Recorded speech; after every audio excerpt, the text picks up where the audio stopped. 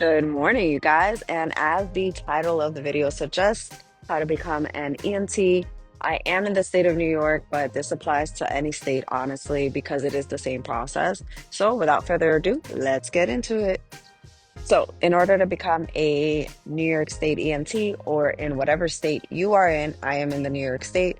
All you have to do is find a reputable EMT class.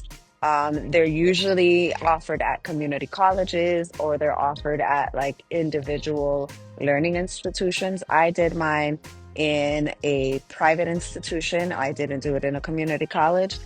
They are all going to have a price tag on them, even if you are in a community college. The only difference is with community colleges, you will have a lower price point, sometimes a little bit more affordable. However, you do have to pay for other stuff. So, in my opinion, it kind of balances out. I'm actually on my way to work, you guys. So, I know I have bags under my eyes. I literally worked 66 hours this week. Um, I picked up the extra shifts. So, anyway, I digress. Back into the how to. So, once you find a reputable school, you can then take a look at their schedules. A lot of them will have like an accelerated program, especially during the summertime. If you don't have it in the summertime, you're going to be able to kind of see what they have available. A lot of community colleges have like set schedules.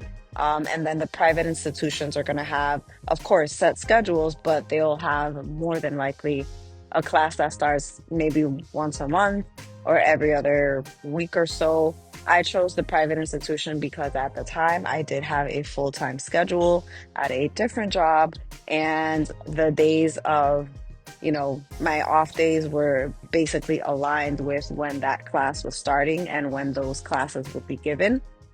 They all do have a form of hybrid, right? So they'll have like lectures online and then you'll go in person for the labs. For the school that I did, it was super, awesome, I guess. So it would have Tuesdays and Thursdays, and for the lecture part, we would do it via Zoom. And even the community colleges have it that way as well. The only difference is like the instructors and, just finding your vibe. But there's really no way of knowing what your vibe is until you actually just go to the program. The program that I did, it was set for 8 a.m. to 4 p.m. Trust you me, you don't last all day. They give you your lecture. They even give you the slides of the lectures. So it's kind of like going to college all together, because you get to kind of study on your own and then you kind of like pick up what the professor has to say when you go to class, or at least that's the way we did it in my class. We all took those slides and kind of ran with them, because it is a lot easier to kind of read through the slides and take notes for whatever was not on the slides from your professor. So as long as you do that, you're fine. You'll understand things a lot better, especially since you kind of gave it a read through before the class. But if not, you can just pick it up as you go with the professor. It's really not a big deal. And then after you complete your, it's 2 months. Some of them are 3 or 4 months. It really just depends on the school, the schedule, and everything like that. So for us, like I said, the Zoom classes never really fully went till 4 o'clock. We were usually done by like 1 or 2 o'clock. But it is a lot of information. It is information overload. So that's why I suggested reading through those slides and a bunch of YouTube videos so that you can fully understand the topic and then go from there. And then just kind of like fill in the gaps. After you're done with the lectures, you're going to have a lot of like practicals. The practicals are same thing, 8 to 4, or at least in the school that I was. And the reason why I chose this program as well, just to backtrack a little bit, was an accelerated program. So I was able to do it in about 2 months, which is why it was 8 to 4 for 2 days a week.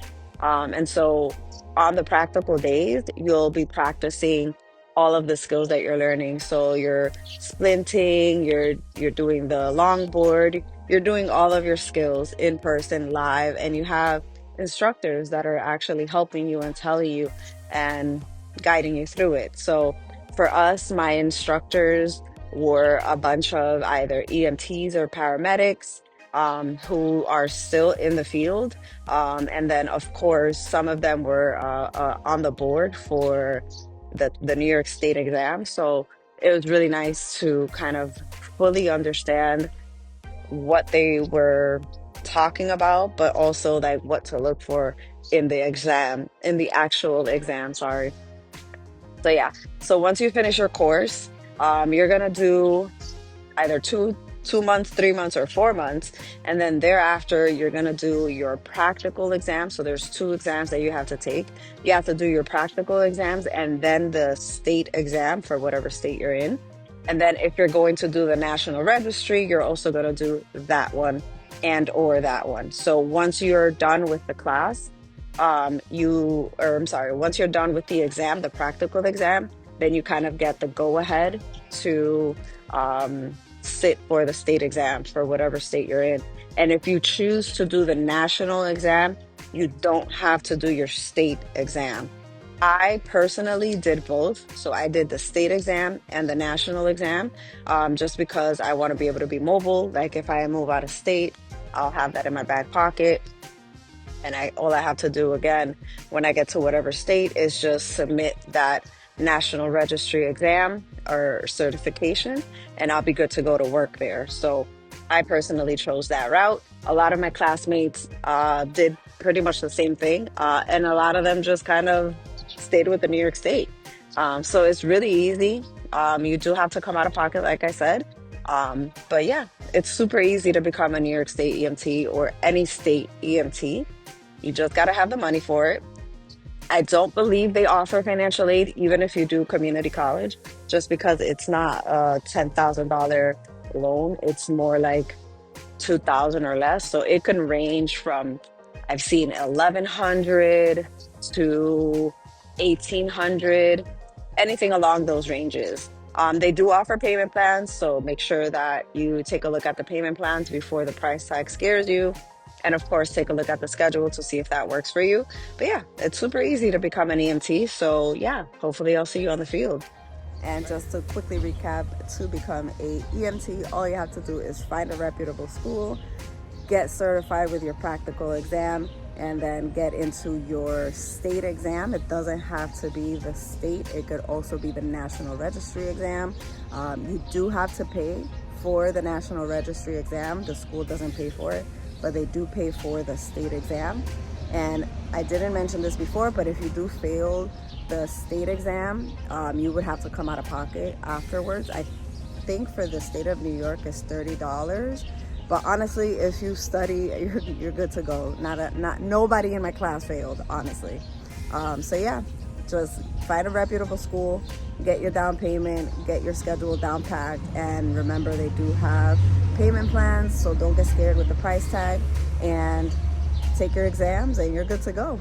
You will find employment right away. I actually got hired with my company before my state exam and my national registry got taken. I actually got hired before that, so boom shakalaka. I'll see you guys next time.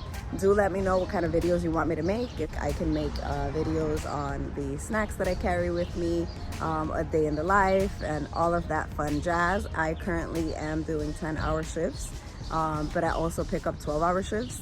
Trust me, you don't feel it. But yeah, do let me know in the comments what kind of videos you want me to make, and I will try my best. Bye.